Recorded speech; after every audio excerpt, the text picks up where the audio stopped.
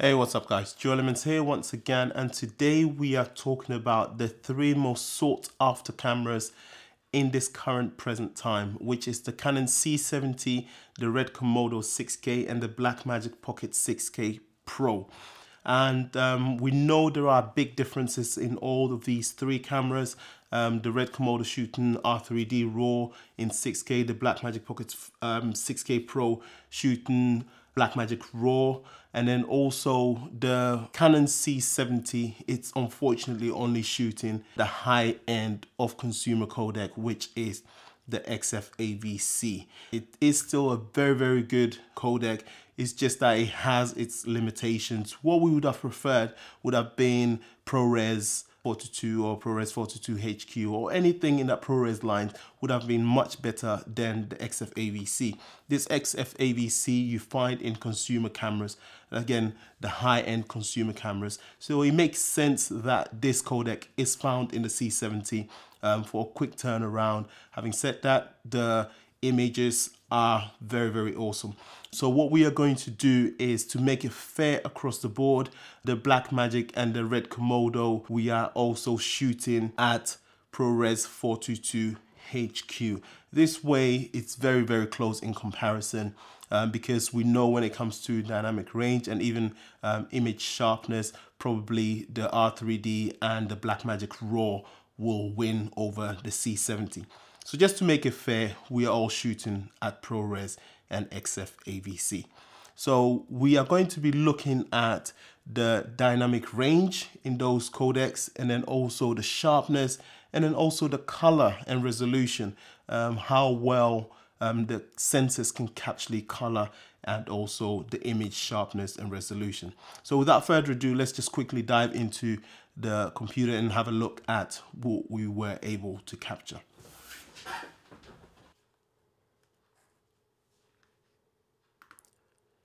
So before we go into the breakdown, let's keep one thing in mind, that these three cameras has different recording resolutions and capabilities.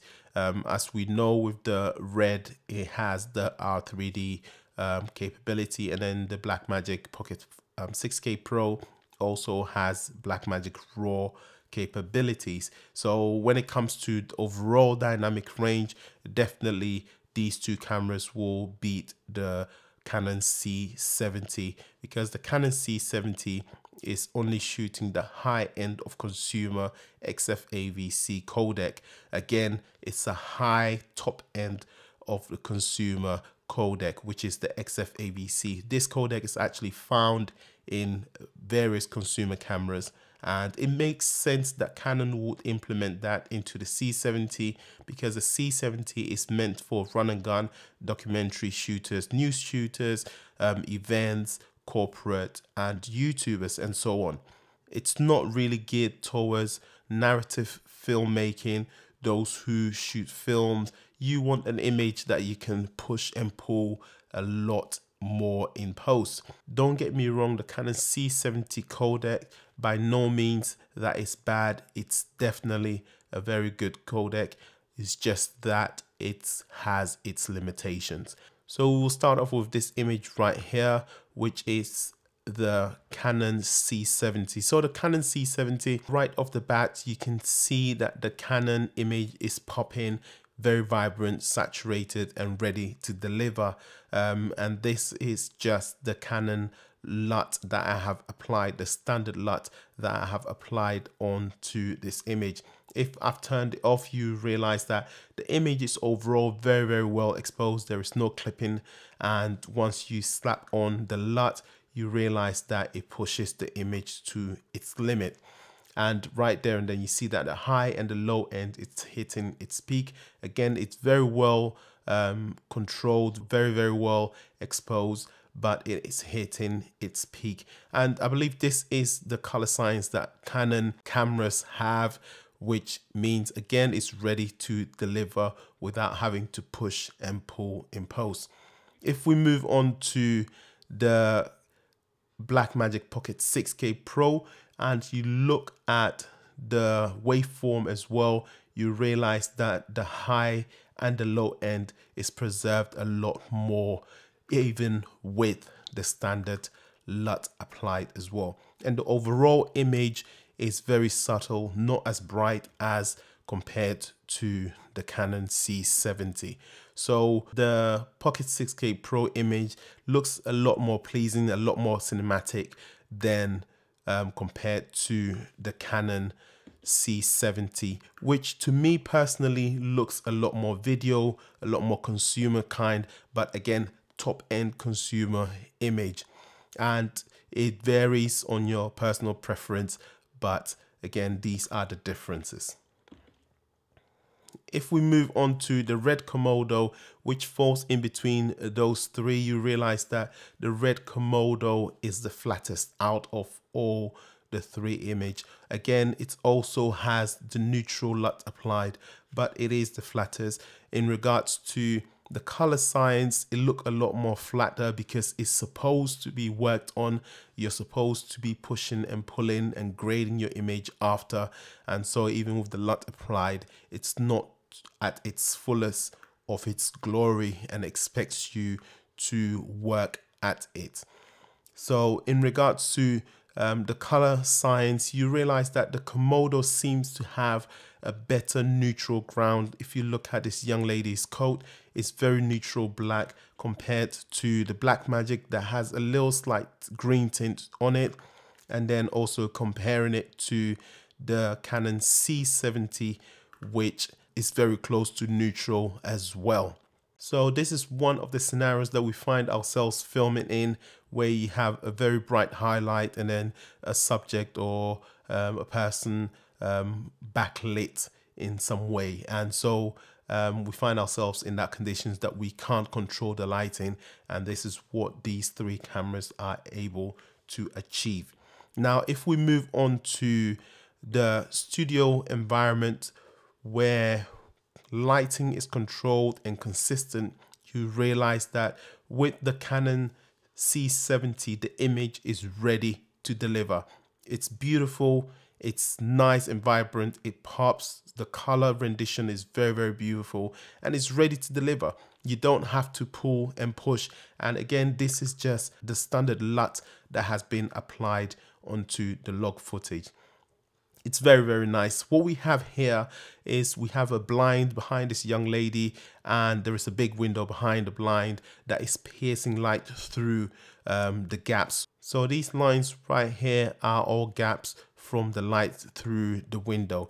And then on her left right corner here, you see a beam of light that is piercing right through and bouncing onto the back blind. So you realize that that is nicely lit. It's not clipping, it's not overexposed. Again, if you look at the waveform, it's very, very nicely handled. Now, when we switch over to the Blackmagic Pocket 6K, you realize the difference in dynamic range. So right there and then, you see the Pocket 6K looks a lot more subtle with that beam of light, and then also the lights that's piercing through the blinds. It's a lot more subtle. Again, the image is a lot flatter, and that supports and helps in with the dynamic range as well. The only thing is the image is shifting a little bit towards green. As you can see in her hair, there is green in there, and then on her face as well, there's a slight green tint that makes the difference between the Canon C70 and the Blackmagic Pocket 6K. However, since we are shooting in ProRes 422 HQ, that it's very easy to remove by just taking a tack of green off the overall image, and that will remove that green tint right there and then.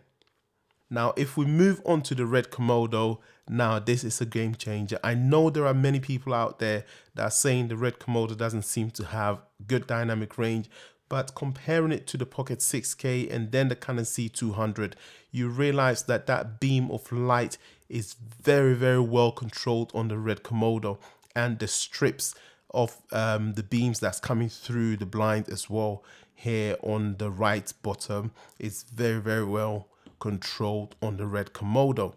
The beam of light that's coming from her right seems almost not existent.